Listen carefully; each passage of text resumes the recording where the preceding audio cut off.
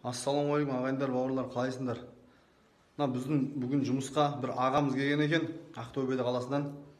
Шофер оғам дейді, міне ағам отыр. Есіміңіз кім еді? Жаңабай. Жаңабай ағамыз отыр міне. Бұрын шофер болған екен. Бір жыл бойы горилла іштім дейді. 110-нан ба? 110 килограммнан 58-ге түстім дейді. Ләж болса горилла ішпеңіздер. Сарыағашқа емделуге келіп тұрып, асқазан, өт, бауыр бәрін құртты дейді.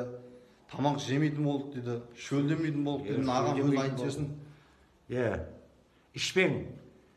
Ал енді жоламан. Қолдан келсе, шофер, мынау рөлде жүрген жас жігіттер.